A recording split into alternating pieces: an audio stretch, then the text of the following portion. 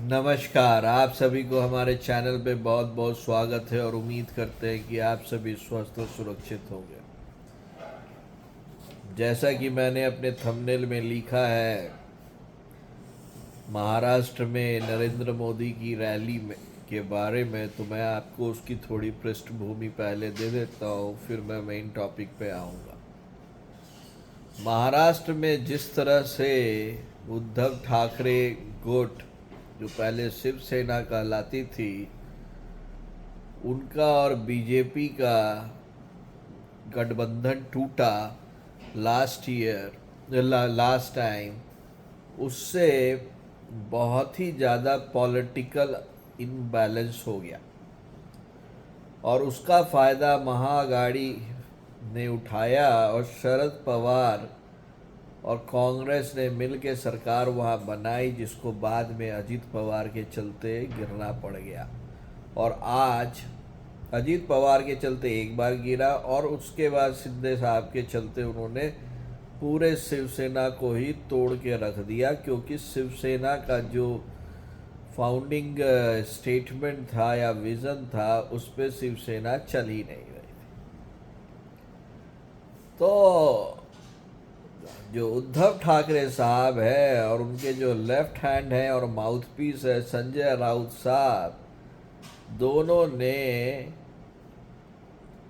BJP की या नहीं तो शिवसेना जो अब शिंदे साहब के अंदर है, या एनसीपी जो अब अजीत पवार के अंदर पे है, उनको खूब गाली देना शुरू किए और उन्होंने बोला कि इस इलेक्शन में सुपड़ा साफ कर दूंगा बीजेपी का, या नहीं तो जो शिवसेना है उनका।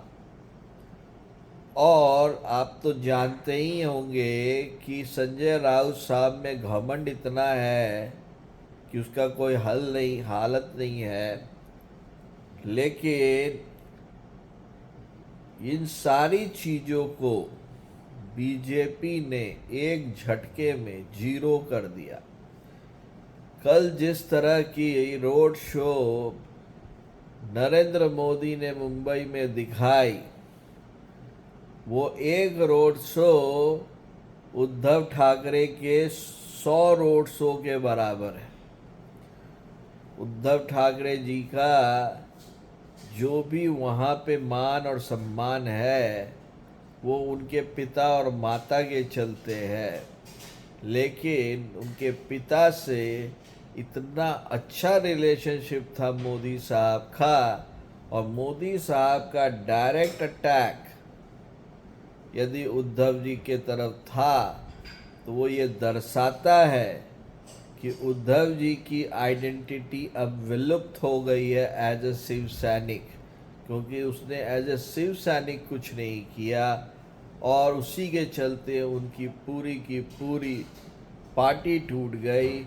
और जो ट्रेड पंडित और पॉलिटिकल पंडित बोल रहे थे कि उद्धव ठाकरे गुट का चांस है, उस चांस को आधा कर दिया कल बीजेपी के prime minister candidate Narendra Modi के एक रोड शो ने। तो क्या आपको लगता है कि बीजेपी के रोड शो से उद्धव ठाकरे के जीत के पार्टी की प्रोबेबिलिटी और घट गई है? अपना विचार जरूर दें। इस चैनल को लाइक करें, सब्सक्राइब करें। तब तक के लिए आप सभी को धन्यवाद।